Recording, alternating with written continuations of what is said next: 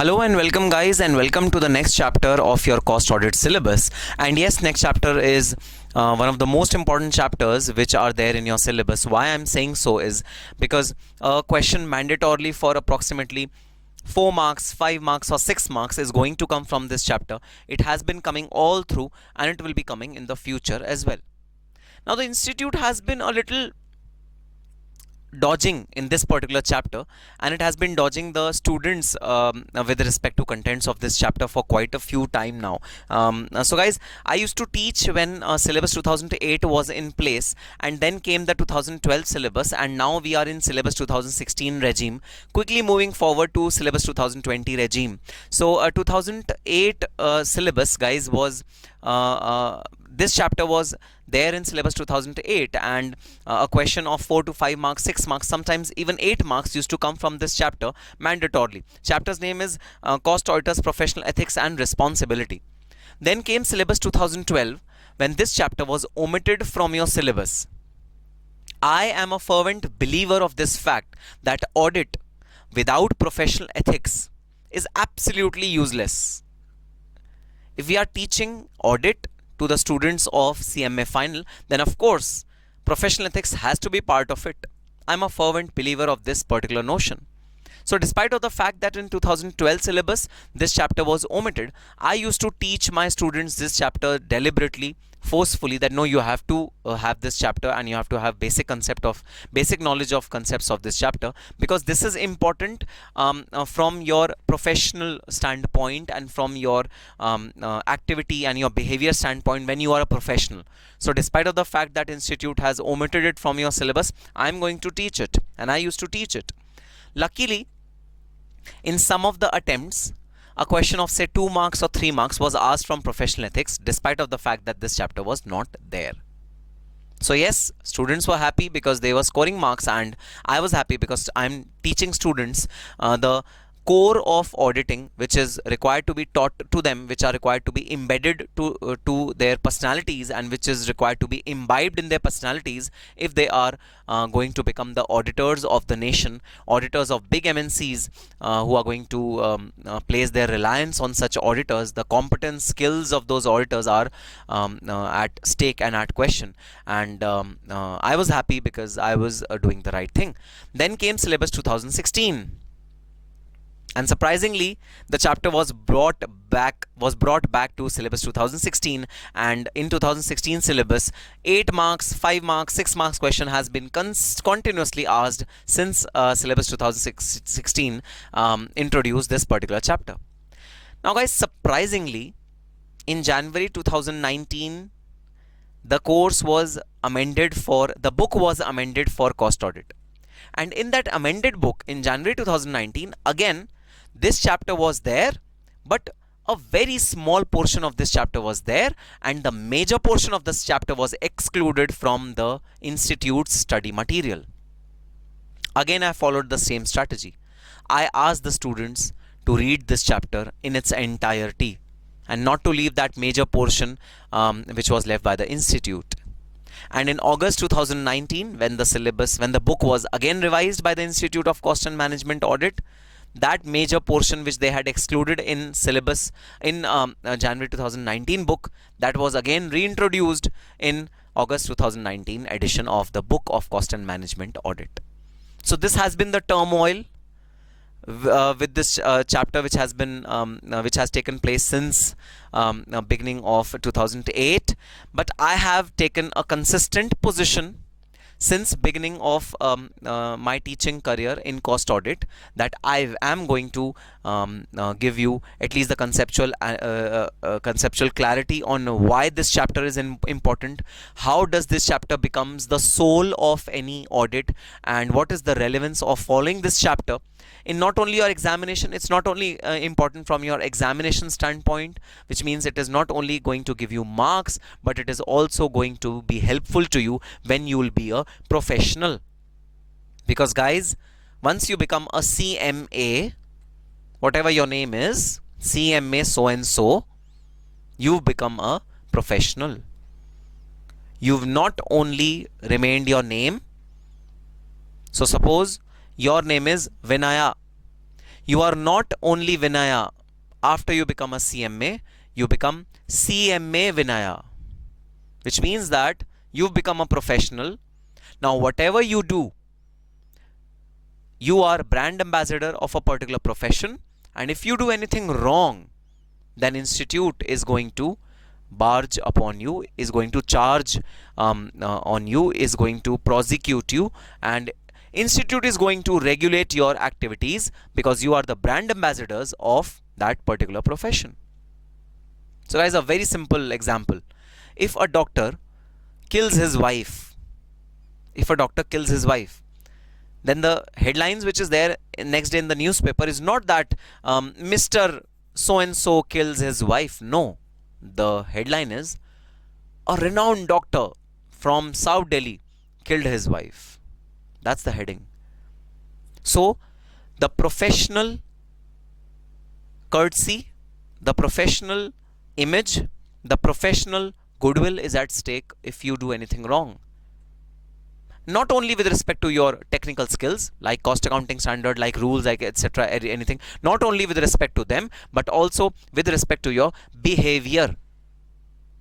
So guys, here is the chapter on professional ethics, which is not law. I'm not going to teach you any law, but it is a set of rules and regulations which the Institute of Cost Accountants of India have set for you, and those rules and regulations are to be followed by each and every member of Institute of Cost Accountants of India. This is how you need to look at this particular chapter. And what would this chapter contain? Guys, this chapter will contain certain guidelines towards your behavioral pattern. How should you behave with a particular person? How should you behave in such a manner which will reflect adequate professionalism? How would you behave? Your behavior will be regulated by this particular chapter known as ethics. The name of the chapter is ethics and responsibilities. Ethics means not your professional knowledge, not your knowledge of your rules or taxation or indirect tax or Ind AS, IFRS. No, not that rules, but your behavior. Your behavior should be equally good as your technical knowledge, because now you are a professional. You're not dealing in any goods. So a person who's dealing in goods, those goods speak for themselves. But when you are dealing with services, when you are giving services, and that to personal professional services, then at that point in time, your personality is also important while delivering those services. So sometimes we refrain from going to a barber who is not very well spoken, but a barber who is a well spoken barber, we want to go to him again and again because he's a well spoken barber. His behavior is good. Similarly, your behavior should be good. That is the objective of this particular chapter called ethics. I'll give you some simple examples, guys.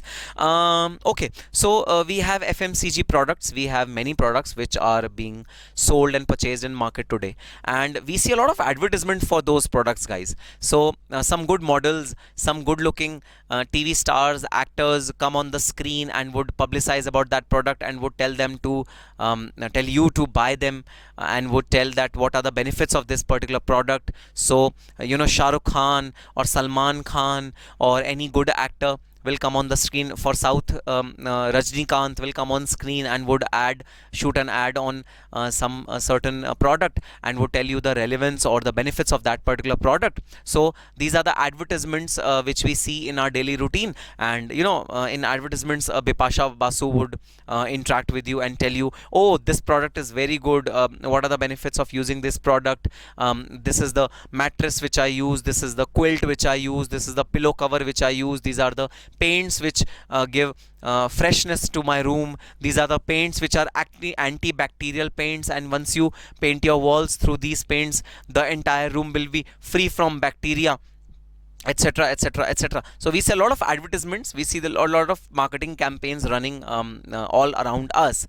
Now my question to you would be, guys, the biggest of big hospitals in India, like Apollo, like Max, so in North India, Apollo and Max are really big. So hospitals like this, big surgeons who are there in India and who are successfully doing a lot of surgeries, do they need advertisement? Do they need marketing? Big hospitals, big clinics, all these, do they need marketing? Do they need advertisement? Yes, they do need advertisement. So, but why? They are already big. So what? The golden rule of the industry is, the golden rule of being successful is, the golden rule of earning profits is out of sight, out of mind. If you are not in visibility of someone, if you are not showing your face to someone again and again, you will be out of his mind. Out of sight, out of mind. Be it any big businessman, be it big FMCG product.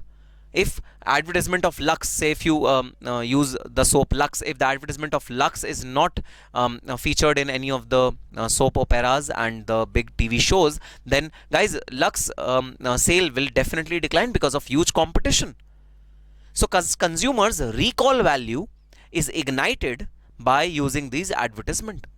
The customer has to recall your product again and again and again. That is the role of advertisement. And of course, we need good advertisement for surgeons. We need good advertisement for hospitals. Acha, how many surgeons do you know who are the India's most leading surgeons who do heart surgery, open heart surgery? How many of them do you know? You would not know.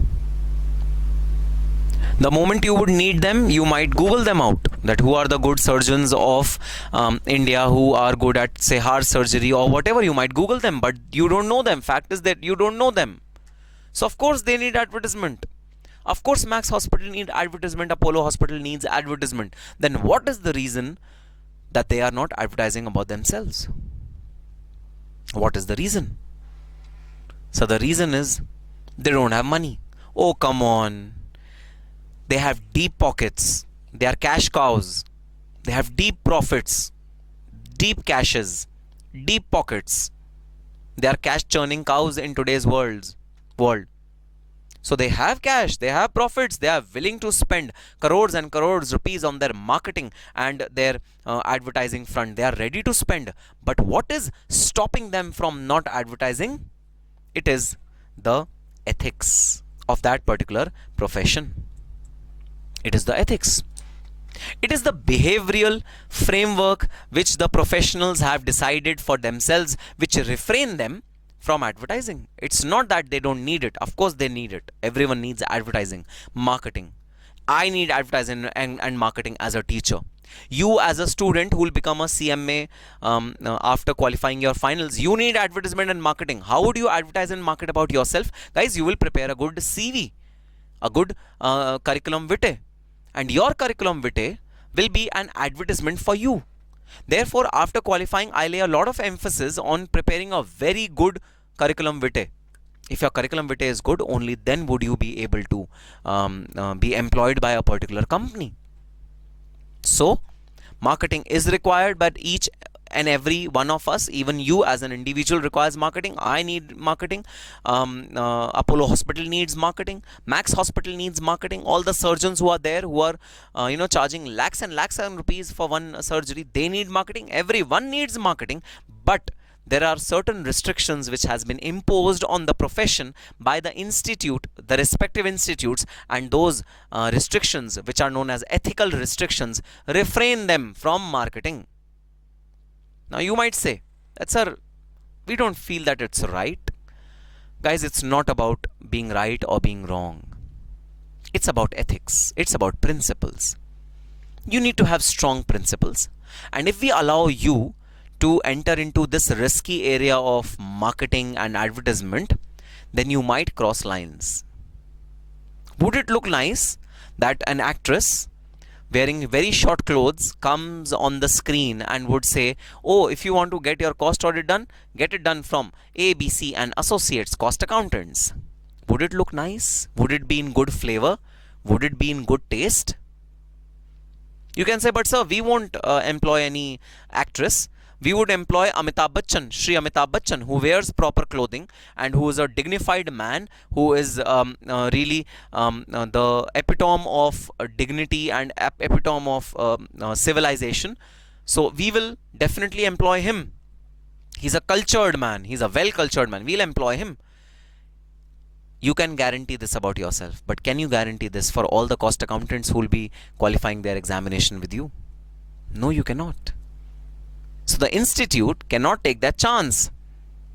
Institute has given strict guidelines on what you should do and what you shouldn't. You might feel that they are very strict, they are very restrictive, but so be it. They are as they are. And they are not law of the country. They are being imposed by the institute on you as an ethical behavioral pattern, as an ethical behavioral framework. And this is known as professional ethics, which we all have to abide by, which we all have to follow once we become CMAs. Guys, to give you another example, let me give you another example. Visiting card of a CMA or any professional for that matter should contain only two colors, black and white. There shouldn't be any other color. This was the regulation back when the logo of CMA Institute was not released. Now logo has been released, so you can have colors in form of logo, but your name shouldn't be in color. So now what is the logic behind this not using color? So such black and white life, so such a boring life, black and white life. Life should be colorful, guy, sir. So colorful life, so colorful visiting card. No, we don't want that to happen. We don't want that if your name is Nikhil, then N is written by red color, I is written by yellow color, K is written by orange color, H is written by green color. We do not want that to happen, because we need to maintain the dignity, the professionalism in you. And hence, we, the Institute of Cost Accountants of India, are imposing these ethical standards on you. Guys, these are similar to the ethical standards which are created by us, by our families.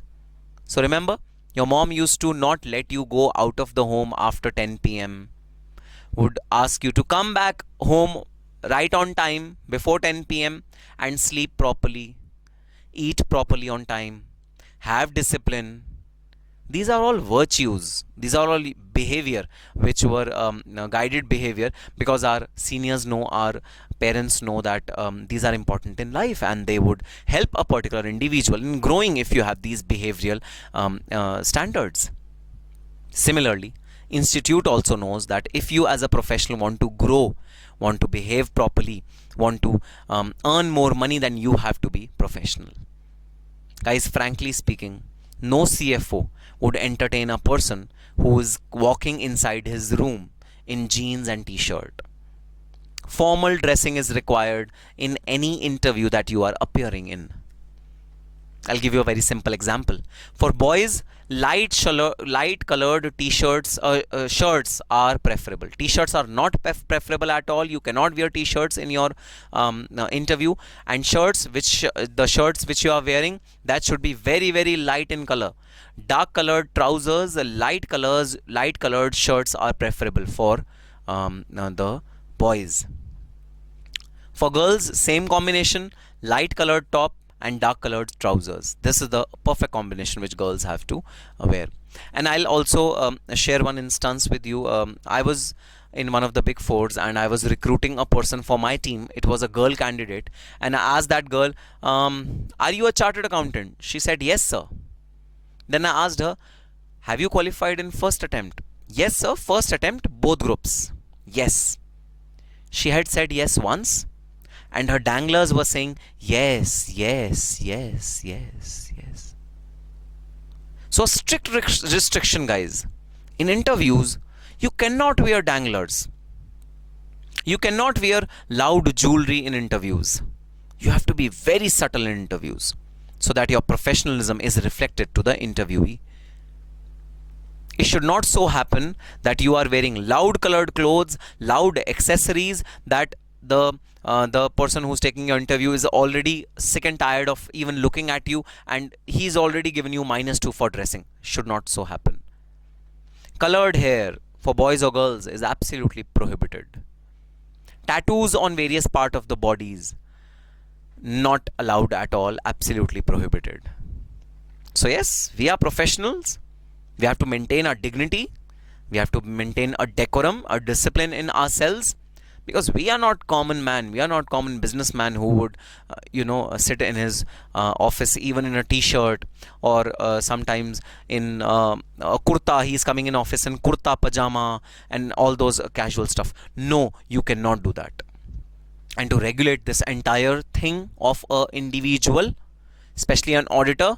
Now I'll connect this entire thing to auditor. Why is this thing so important for an auditor? Because guys, auditor is a very, very dignified post. If an auditor is very casual, then no one will take him seriously. And if no one will take him seriously, then his audit might not be that effective. So to have an effectiveness of the audit, to have the seriousness within a particular audit, the auditor has to be professionally ethical. If the auditor is not ethical, if the auditor lacks behavior, if the auditor lacks knowledge, if the auditor lacks technical expertise, then he might not be able to do audit well. That is the importance of ethics in any audit. So let's read the chapter number 3, Cost Auditor, Professional Ethics and Responsibilities. Code of Ethics. As professionals in the field of cost and management accounting, the members of our institute are bound by Code of Professional Ethics. So all the members are restricted or are regulated by these ethics, which are known as Code of Professional Ethics. This code prescribes and binds the members to the highest level of care, due diligence, responsibility to their clients and employees, the public and their professionals. So this care is to be taken while dealing with clients, employees, employers, public, general public, and the fellow professionals. So if you are practicing cost accountant, then these ethics should be maintained with your clients. If you are a cost accountant in job, then you have to maintain these professional ethics with your employers. General public, whenever you are dealing in public, then you have to maintain these ethical standards. And any fellow professional, which means two CMAs should interact with each other ethically, should have ethical relationships. The objective of this code is to instill means imbibe or incorporate. Imbibe the following virtues amongst the members. Virtues means positive behavioral patterns. So I have made a mnemonic with this. I see cop. Cop means the policeman, which is there. That the policeman is known as the cop. So I see cop. So professional ethics are nothing but cops for you, policemen for you, who will regulate your behavior. They are like cops for you. So I stands for integrity, C stands for competence, C stands for confidentiality, O stands for objectivity, E stands for professional behavior. Now what is integrity? Integrity is that you be straightforward and honest. So first behavioral pattern which is expected from every auditor is that he should be straightforward. He should not be mincing with words. He doesn't have to sugarcoat everything before telling it to the client. He does not need to do that. He is an auditor. He can be authoritative. He can be very, very straightforward. He need not be diplomatic. You don't have to be diplomatic if you are the auditor. You have to be straightforward. You have to be blunt, and you have to be upfront. You have to tell what is the reality. If something is going wrong, you have to tell it to the management without any hesitation. So the first virtue which any auditor has is integrity, that he should be straightforward and honest. He should be honest. He should be truthful to his to everyone whom he is responsible to. Next, competence. He should be competent. He should have the necessary knowledge. He should have the skill to do the task which he is supposed to do. Like if a cost auditor is appointed to do the cost audit of a particular company, then of course he has to be well versed with the rules. He has to be well versed with the cost accounting standards which are prescribed by the institute. The guidance notes which are prescribed by the institute, he should be well versed with those guidance notes. He should be well versed with the literature surrounding the rules which are released by the Institute of Cost Accountants of India. He should be well versed with all these things. So yes, the second quality is that he should be competent. That is, he is not to perform any service which he is not competent. He has to only perform services which he is proficient in. So if a cost accountant doesn't know about, say, Ind AS, then he should clearly tell his client, no, I cannot do Ind AS conversion for you. You please get it done by someone else. That is, he either lacks skills, diligence, knowledge to carry out. Skill means You should have experience in that particular thing. You should have done it in past, and you should know how that thing should be done. Diligence is that you should be careful while doing that thing. You should not be negligent. You should not be carefree. You should not be careless. You should be careful while doing that thing. And knowledge means you should have read the subject material of that particular activity or that particular assignment which you are going to start. So these three things are essentially required in you: skill, diligence, knowledge. These three things are required for an auditor to become competent.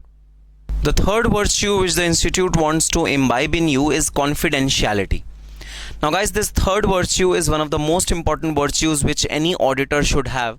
You should not be speaking anything bad or speaking any confidential thing about the client to anyone else, because you as an auditor will be privy to very confidential and secretive data, and that confidential and secretive data should only be with you, inside your mind, inside your file, and nowhere else.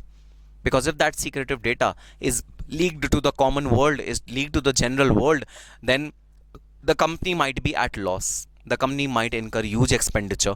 Company might lose its competitive edge if you disclose that information to anyone else apart from your professional colleagues. So your team, your audit team members should be privy to that data. That's it. No one else should be privy to audit data. So confidentiality is the third virtue which you all as an auditor should need to have. That is, you should not disclose any information acquired during course of your engagement. This is a behavioral pattern which we want to instill in you, that you under any circumstance should not disclose the confidential data to anyone. In technical terms, this is also known as insider trading. That if you are having an inside information about anything, then you should not disclose that to the general world, to the generic public. Now guys, I faced with such a situation when I was doing audit in my earlier days, and I was doing statutory audit for big MNCs and big companies, and I once by mistake did insider trading. How did I do that? Guys, I was auditing a listed company, a very big listed company, which was into cloth manufacturing, garments manufacturing.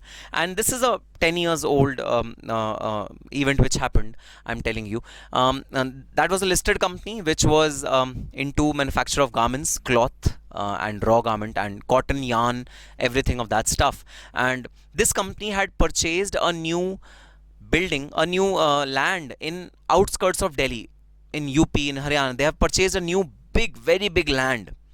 Now what was the purpose of this land? The purpose was to install a factory.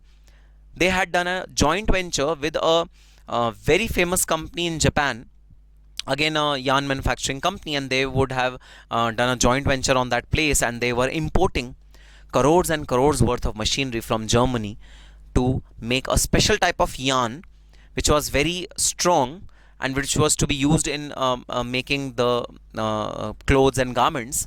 And that yarn was not present in India as yet. It was a special technology which was being imported. It was very cheap, and it was very effective, because it was cotton yarn, but it was not crushable. It was crush free, and it was really strong. So this was a unique technique which was being floated in India, and we as an auditor would obviously know what are the plans, because we audit capital work in progress account head in the balance sheet, and we were auditing capital work in progress. Then the management gave us the information that, guys, we are planning to open a new factory in so and so place. We have purchased a land over there worth so and so crores. Now we are making a plant and machinery. We are importing plant and machinery. We are making a building, and we'll start manufacturing this within next 2 years. We'll start manufacturing this particular thread or this particular cloth.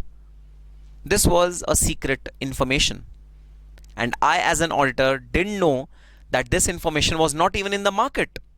It was a listed company, but no one knew about it, because all these things were still under plan, under construction. So I was not aware about that. I went to my office immediately in the next couple of days, and after finishing of the audit, and I met one of my friend, and my friend asked me, "Oh, where were you for so many days? I didn't see you in office." I told him, "Oh, I was auditing a listed company, a very big listed company." So he asked me, "Which listed company?" I told him the name. "Oh, I audited this listed company." Okay, so then he asked me, "So what all did you find over there?" So guys, in my ego, or just in my just for gathering some appreciation, or just to blabber about it, I told him the entire story of what this company is planning to do in next 2 years. I told him that there was a big land which is being purchased at so and so place, several crores worth of machinery being floated inside India, and a very unique product, which is a yarn, which is very strong product, is being produced by this particular company and whatnot. I've told him everything that I knew about this company to my colleague. He used to work in my company only. He used to work in that same audit firm in which I was employed. Guys, after 2 months, he came to me with a sweet box and a tie, a beautiful tie. He gifted me a tie. I asked him, "What happened? Why are you gifting me a tie? Is it your birthday today, or is it my birthday today? What is the occasion?" He said, "No occasion, Nikhil, but you helped me in earning a lot of money." I told him, "How? How did I help you in earning a lot of money?" So he told me that, "Nikhil, remember you told me about that listed company 2 months back. I knew that if this information is not in public domain, then if I take shares of this company now, then within next 1-2 months, whenever this information will be leaked, whenever this information will be public, then of course these shares are going to shoot up like anything." And this is exactly what happened. I bought the shares at a terribly low price. Soon as this information was made public, the shares shot up and I earned a lot of capital gain. So guys, at that point of time, I realized that by mistake, not with intention, unintentionally, I did insider trading, which is absolutely wrong. So a principle which I want to give you today is that no loose talks about your client to anyone, be it your person who's working in your company, be it your friend, be it your wife, be it your husband, mother, father, children, no one. When you are an auditor, you are an auditor. That's it. When you are not an auditor, you please erase your memory which you have acquired when you were the auditor. You do not have to disclose, or not only disclose, but have loose talks. You cannot do loose talks with people about the clients, because you never know when by mistake you say something which you shouldn't have said. So confidentiality is one virtue which the institute wants you to have, which the institute is expecting in you. And yes, this is one of the pillars of professional ethics. Then objectivity. You should be fair. You should not allow prejudice or bias. You should be able to distinguish between what's right and what's wrong, and you should be able to communicate it effectively. You have to be fair. You cannot be unfair. You should not be biased. You have to be unbiased. You have to be absolutely free from any prejudice. You cannot be under influence or under pressure of anyone. This is a virtue which is required within you. Next, he should have a professional behavior. Then again, you should be polite with anyone and everyone whom you meet. You should not lose your calm. So if someone of you tells me that, "Sir, we are not able to control our anger," then I would recommend you, please don't become a professional. Because if you lose your temper every second, and you are not a good person to hold your temperament well, then you definitely have to learn it before becoming a professional. You have to be professionally behaved when you are a professional, and it starts from outside. Professional behavior starts from outside. You shouldn't wear a blazer, a tie when you are at your workplace, a light colored shirt, trousers which are dark colored, etc. Your shoe should be polished, etc., etc. The professional behavior starts from your exteriors and goes until your interiors, which means you should be polite, you should be respectful, you should be good in communication, etc., etc., etc. So professional behavior, last but not at all the least virtue which we are going to imbibe in you. Act in a manner consistent with good reputation of the profession. So you have to act in a manner that is reflective of the reputation of the institute whose membership you have acquired. And guys, only we know how difficult was it to acquire the membership of these prestigious institutes. So we need to be wary of the fact that we have to maintain the dignity, we have to maintain the poise of these professions. Yes, so I see COPS.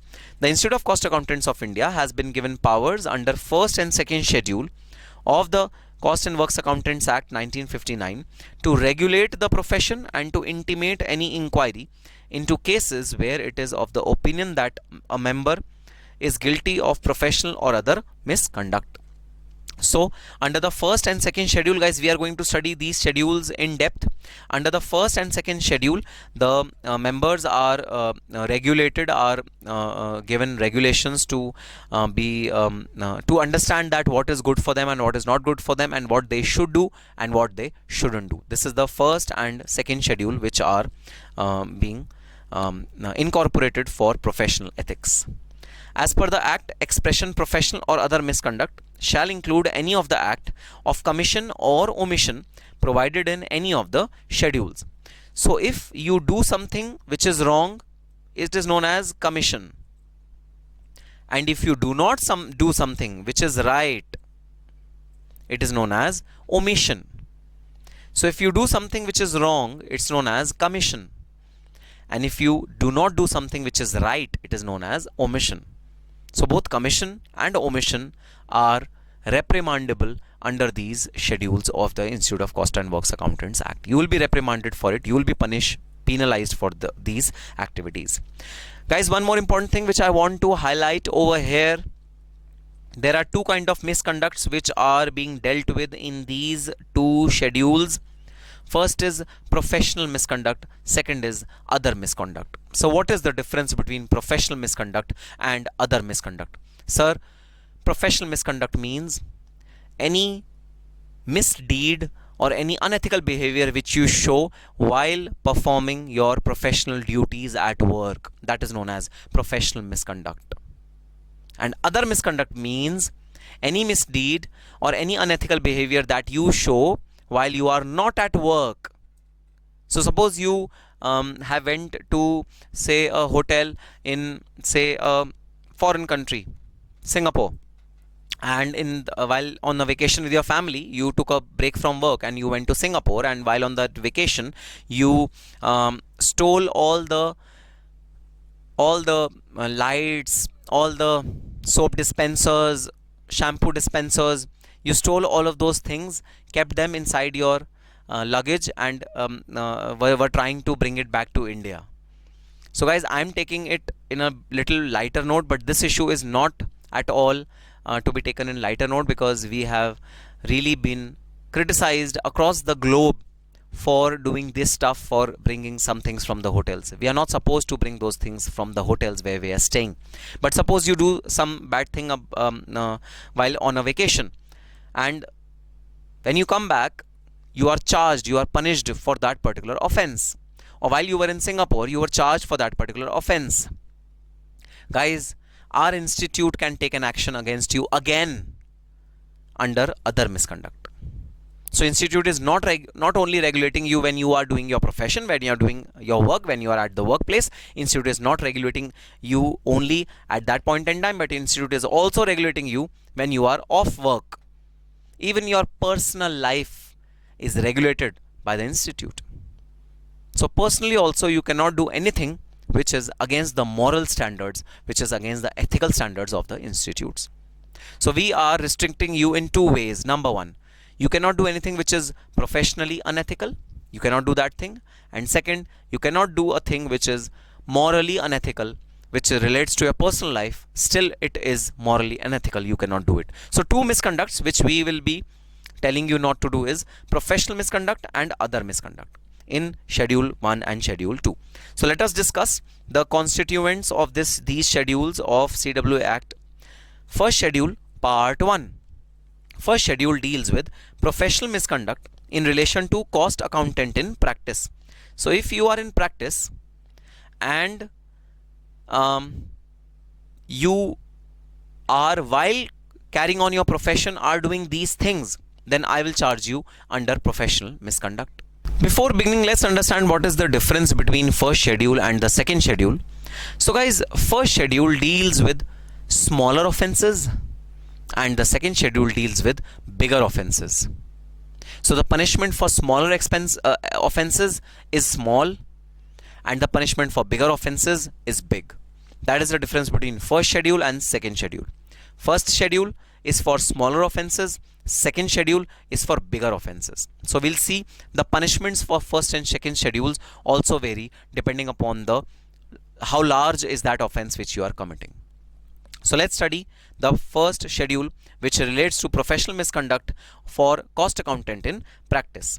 So a practicing cost accountant should not, so if you are in practice, which means you have a COP.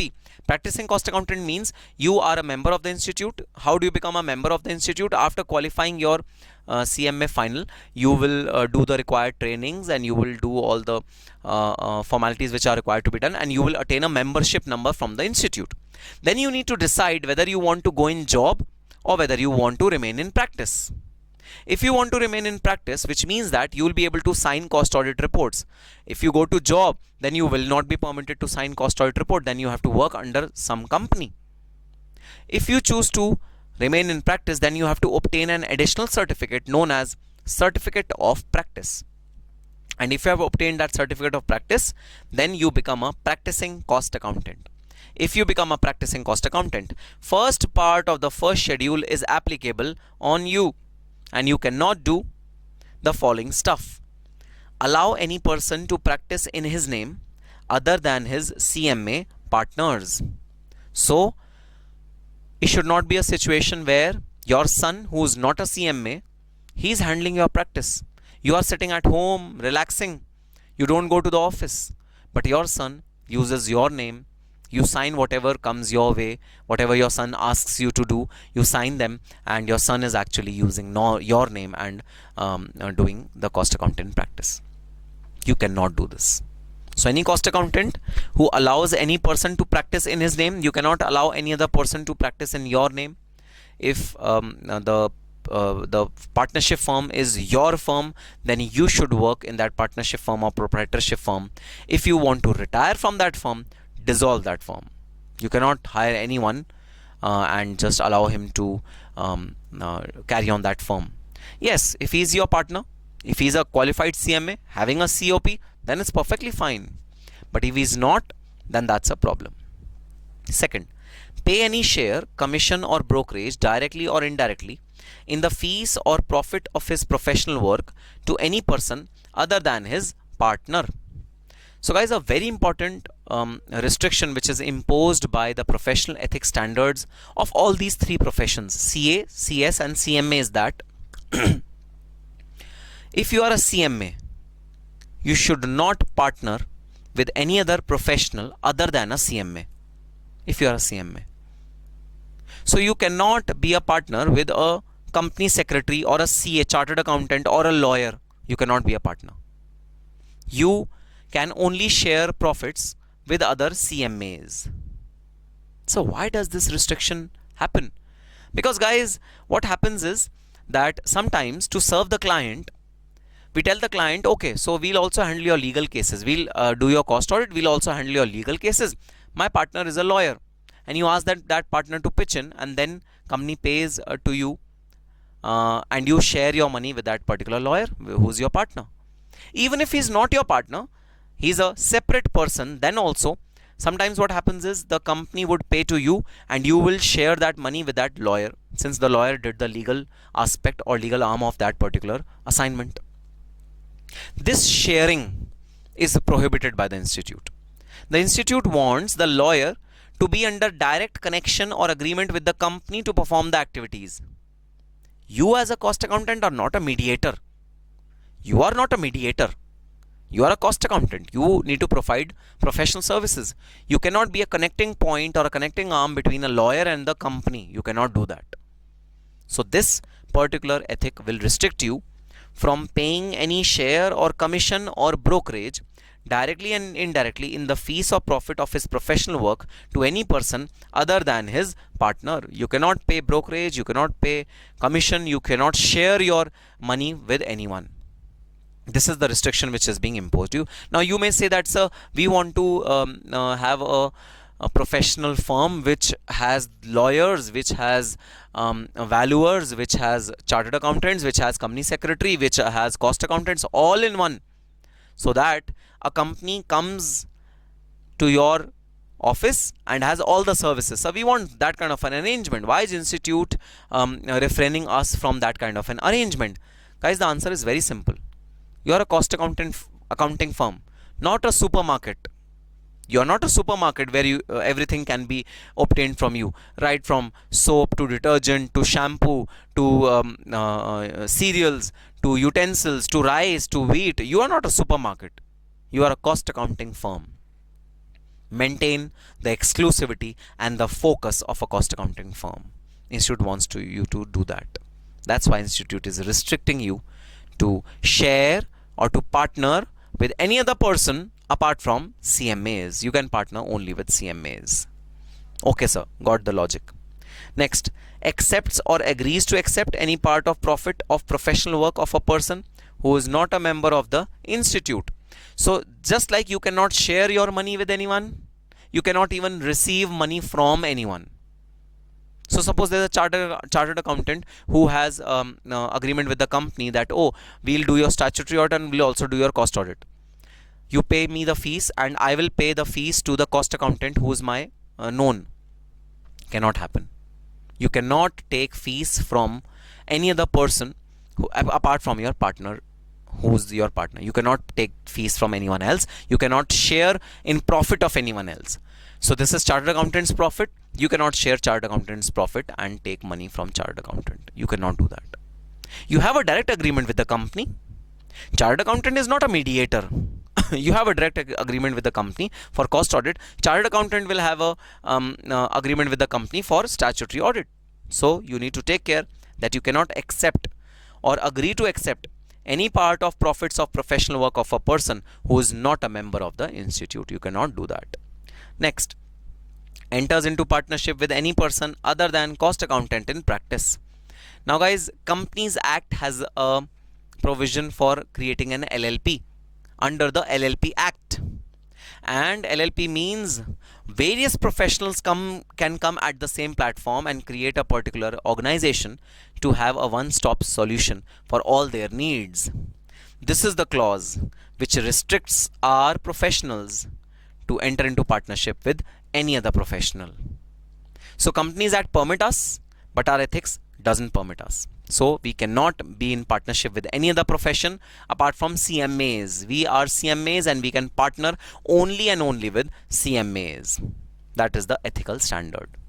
Okay, sir.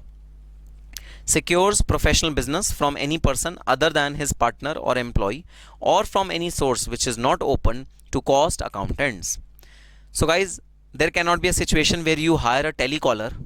Telecaller is calling all the CFOs of the company and asking them, oh, do you want to get your cost audit done? Do you want to get your cost audit done? Do you want to get your cost audit done? Cannot happen that way. You cannot secure professional business from any person other than his partners. So if your partner is going to a particular organization, partner is calling someone and asking him whether you want to cost audit done, then that's perfectly fine. But you cannot hire telecallers. You cannot have a call center who's calling on your behalf to fetch work. You cannot do that. It will look really bad. It will be against the dignity. Partner or employees or from any source which is not open to the cost accountants. So any other way in which cost accountants should not obtain work, you should not obtain that work. So you need to be really careful of how you are obtaining work. Your obtaining of work is very, very critical. Next, solicit clients or professional work. Solicit means invite, or it can also mean attract. Invite clients or professional work by circular, advertisement, personal communication, interview, or by any other means. You cannot have circulars, pamphlets running in the streets that, oh, we provide cost accounting services, please get your cost accounts prepared by us. You cannot have advertisements, you cannot have personal communications, you cannot have interviews or by any other means. You cannot advertise publicly about your services, and you cannot do any of that stuff. However, soliciting professional work from another cost accountant in practice, if you are asking for work from another CMA, and through bidding in a tender for professional services, if you are bidding, if you GAIL, so Gas Authority of India Limited has asked for bids for cost audit of year 2020-21. If you are bidding in GAIL, then that's perfectly fine, no problem in that. So bidding is a technique open to you. Asking from other cost accountant in practice is a technique open to you, but advertisement is not open to you. Circular is not open to you. No, you cannot have Kajol coming on the screen and requesting people to get your cost audit done from you. Cannot do that. Not possible. So soliciting work by circular, advertisement, personal communication is not possible. Advertise his professional attainments or services, or uses any designation or expression other than cost accountant on professional documents, visiting cards, letterheads, or signboards, unless other designations are recognized by the central government. Now this is a very important point, guys. You cannot advertise your professional attainments. So you cannot say that, oh, I cost audited the cost records of Vodafone, I cost audited Reliance. You cannot keep blabbering about your attainments publicly. You cannot do that. Advertises professional attainments or services, or uses designation. Your designation which should be appearing in your visiting card should be cost accountants. So some people use designation as tax experts. No, you are not tax experts. You are not allowed to write any such designation. You are cost accountants. But yes, if a designation is authorized by the central government, like valuers, authorized valuers, you can use that. That is a government approved or government authorized certificate designation. You can use that, no problem. But you cannot write casually, direct tax expert, double taxation avoidance agreement expert, GST expert. You cannot do that unless other designations are recognized by the central government. So let's come on to the second part of the first schedule, which deals with professional misconduct of member in service. So if you've chosen not to take COP and you are not in practice and you are a member who wants to take up some job under some company, then the first schedule part 2 is applicable to you. Professional misconduct in relation to a member in service. Then you should not pay to any person any share in emoluments of the employment undertaken by you. So whatever salary you are getting from the employer, whatever bonus, incentives you are getting from the employer, you should not share those salaries, you should not share those incentives with any other person apart from yourself. You can share those salaries with you, but you cannot share it with any other person. Guys, what is the logic behind it? Why do we need such a restrictive covenant? So sometimes what happens is that if you are under employment in some company, then you might want to outsource some work of the company to some other person and ask him to do that work, and you will pay from your salary. You don't want to do that work. You outsource that work and you pay from your salary for that work, and you agree that with your company that I'll get it done. You get it done from somewhere else, and that is an unethical thing to do. Let the company decide. Let the company have an agreement with the third party who's doing that work, and you don't be in between. You cannot share your salary with any third person. You have to keep your salary with yourself. Now some naughty elements of the class, some mischievous elements of the class asks me, sir, can this covenant also restrict us from sharing our salaries with our wives in future? I better not respond to this question, and in class also I don't respond to this question, so let it be. Next, accept any part of fees or profit and gains from a lawyer, cost accountant or broker engaged by such company, firm or person or agent or customer of such company, firm or person by way of commission or gratification. You are a cost manager of a very big company. two cost auditors come to you, ABC and company, XYZ and company. Both of them tell you that, oh, we want the cost audit of that particular company, we want cost audit of your company, please give us cost audit. And you tell them, okay, whosoever pays me some commission, I'll give cost audit to him. So if suppose fees for cost audit is 1 lakh rupees, then pay me 10,000, 10%, and I'll give the cost audit to you. I don't have any problem. This is immoral. This is unethical. So cost accountant in service should not accept any part of fees or profits and gains from a lawyer, cost accountant, or a broker engaged by such company. Company is engaging the broker, company is engaging the lawyer, but the commission is being taken by you as an employee of the company to refer that particular professional to the company. You cannot do that. Firm or person or agent or customer of such company, firm or person, by way of commission or gratification. You cannot take that. That is nothing but a bribe. You cannot be a bribester. Okay. Next, first schedule, part 3, professional misconduct in relation to members of institute generally. So this professional misconduct is applicable to both in service and in practice. Both of them are eligible for these misconducts, and these are professional misconduct which are applicable to both of them. So if you are a cost accountant, then you should not act as a fellow of the institute if you are not the fellow of the institute. Guys, there are two kind of memberships. One is associate membership and second is fellow membership. So during the first 5 years of your qualification, you remain the associate of the institute, and after 5 years you become the fellow of the institute. So you should write your designation as FCMA only when you become FCMA. You cannot write it before you become FCMA, because FCMA denotes experience. FCMA denotes you are seasonal of doing things. You are well versed with what is happening. You cannot showcase it if you are not a fellow. That is a misconduct. Supplies, gives information knowing it to be false while soliciting work. Okay, so I left the second part. Refrain from supplying information called for by the institute or the council. Refrain means restricts. So if the council or the institute asks for some information, then you cannot not give that information. You have to give that information. If the institute or the council or any of its committees is asking for that information, you have to supply that information.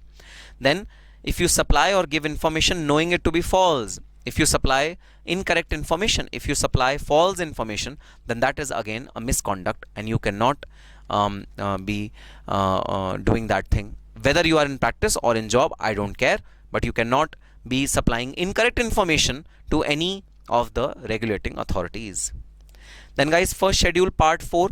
This schedule relates to other misconduct. This is not professional misconduct, but as I told you that institute will also regulate your personal front, your personal life and your personal behavior. So these are the other misconduct which you should not be involved in.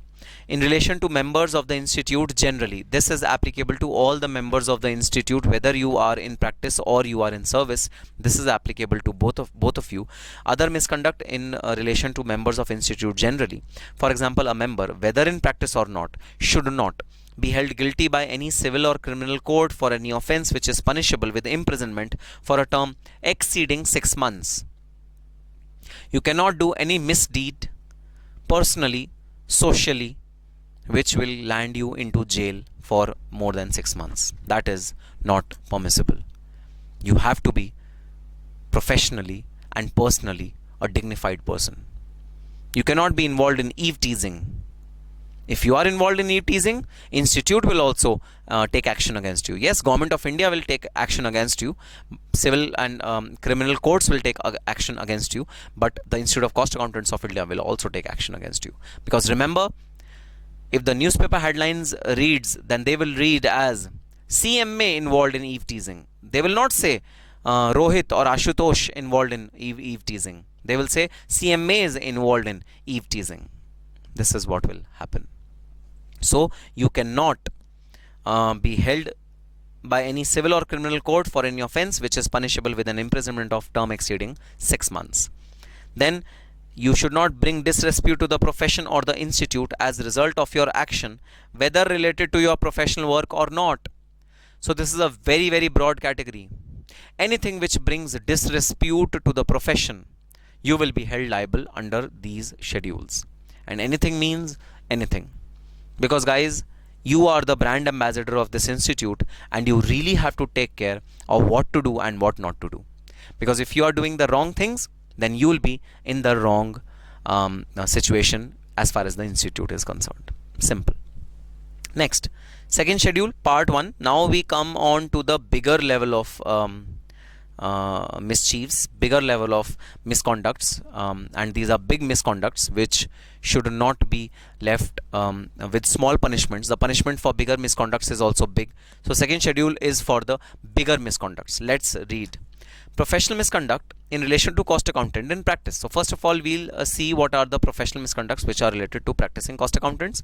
Should not disclose confidential information acquired during course of his professional engagement to any other person, which means you should not do insider trading.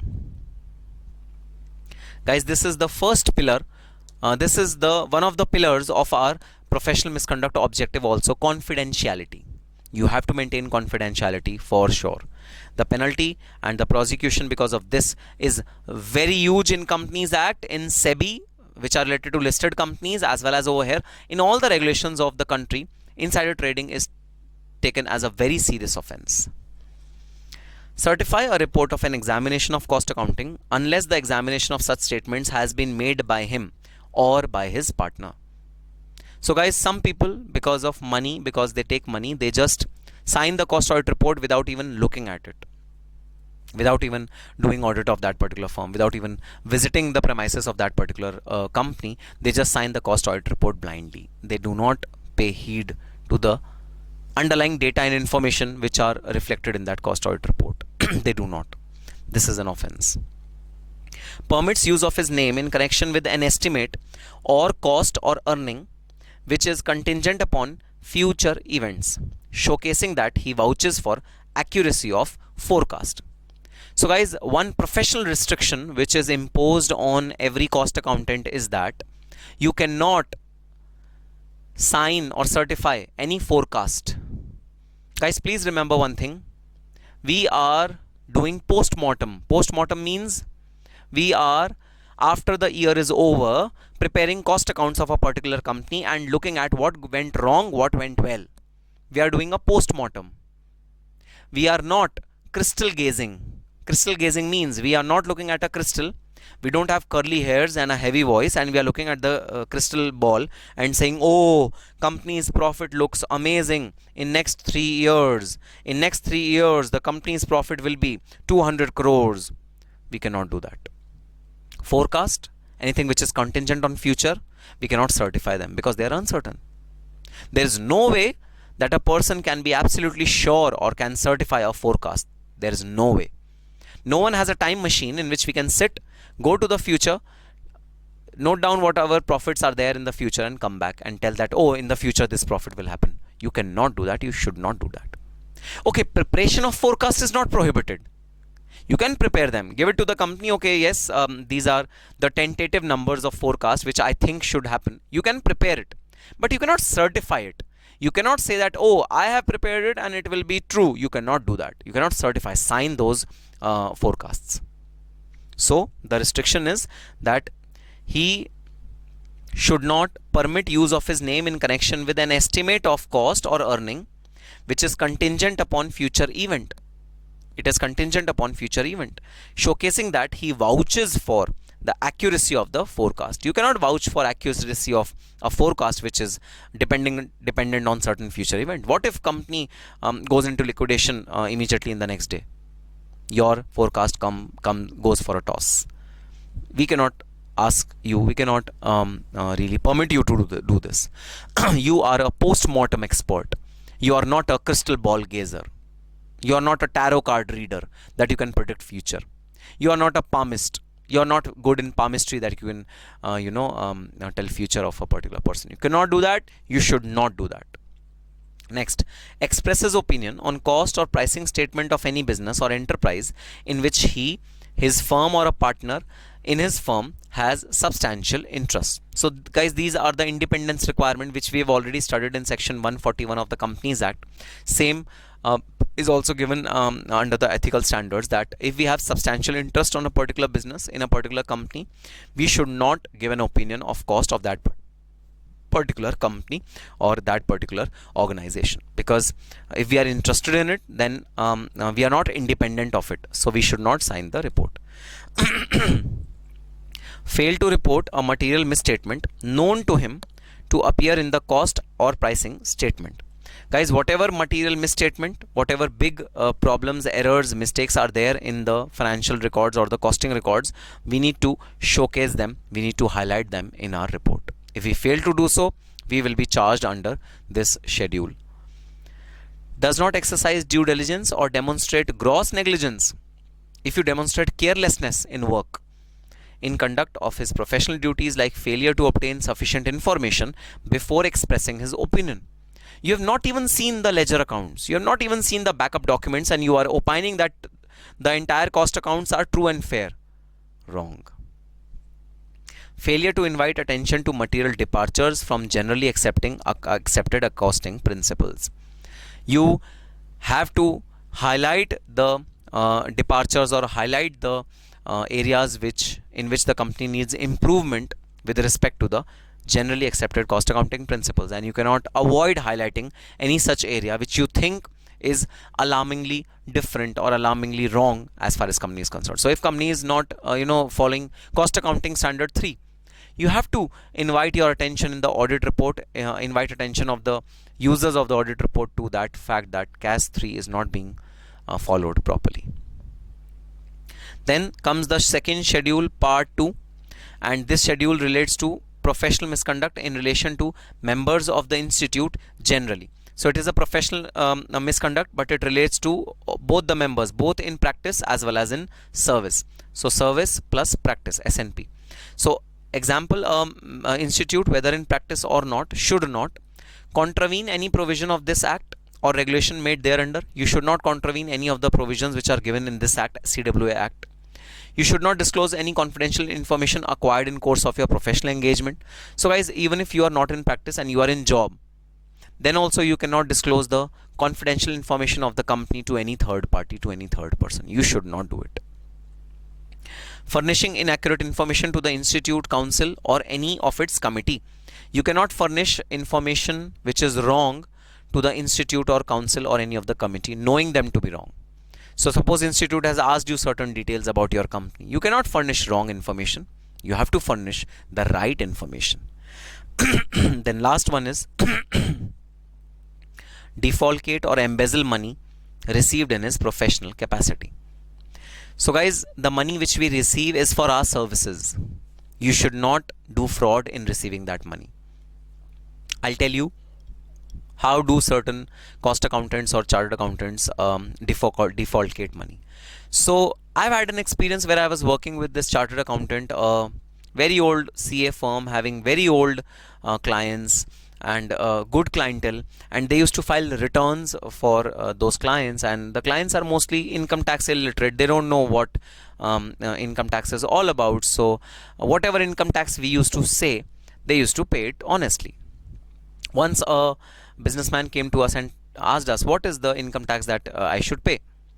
So my boss told the client that, okay, today he did some computations and the income tax was computed as 1,50,000.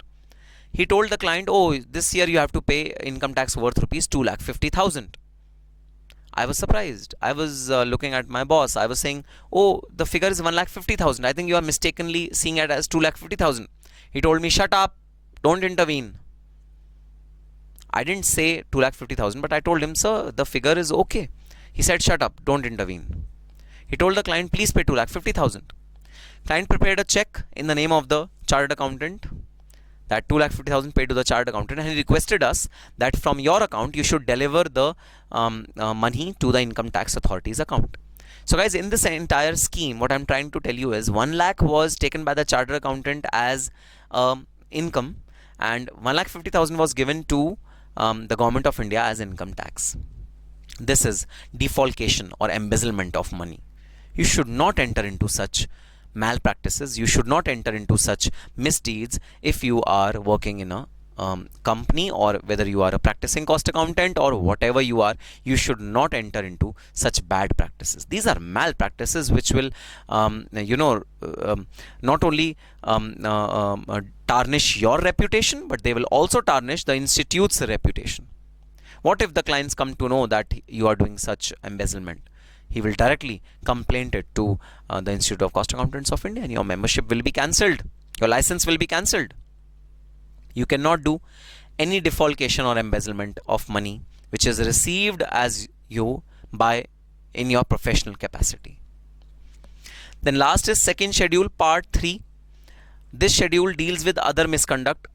In this we will regulate your personal behavior also. Relation to members of the institute generally, so applicable to both practice and servicing members. A member of the institute, whether in practice or not, shall be deemed to be guilty of other misconduct if he is held guilty by any civil or criminal court for any offence which is punishable with imprisonment for a term exceeding 6 months. Guys, same restriction as there was a restriction in Schedule 1, that if you are found guilty of any civil or criminal deed, so if you punch someone on his nose and that person is hospitalized and he complains and you are imprisoned for 6 months, then not only will that civil act prosecute you, that criminal act prosecute you, but also CWA Act will prosecute you. CWA Act will have a hearing against you. CWA Act will have a charge against you. CWA Act will also have the authority to prescribe some punishment to you. You cannot do that. So yes, these were the two schedules, first schedule and the second schedule, which are related to the misconducts which are prohibited by the Institute of Cost Accountants of India. And if you are the member of Institute of Cost and Works Accountants of India, then undoubtedly you cannot do these misdeeds, you cannot do these acts which will bring disrepute to the members of to the Institute of Cost Accountants of India. You cannot do that, and if you cannot do that, then you should be really well versed with all these professional misconducts and other misconducts. Now the big question is, which is going through your mind is, sir, do we have to learn all these parts and all these first schedule, second schedule, part 1, part 2, part 3? So do we need to learn all these? Answer is yes, you need to learn all this, because sometimes the examiner asks you which schedule is this offense written in. Sometimes this happens. And don't worry, it will be really easy to learn these things. You won't be facing a lot of problem, guys, because if you read these thrice from a mindset that what is a big crime, what is a small crime, you will be able to learn first and second schedule very, very easily. What is a big crime, what is a small crime, you just learn it this way and you will be able to really grasp it well. Don't worry about that. Rest assured, you will be able to do it quite well. Okay, so that's all for this session, guys, and we'll be meeting in our next session with the balance part of this chapter and the case studies which are given in this chapter. Till that time, all the very best and happy studying.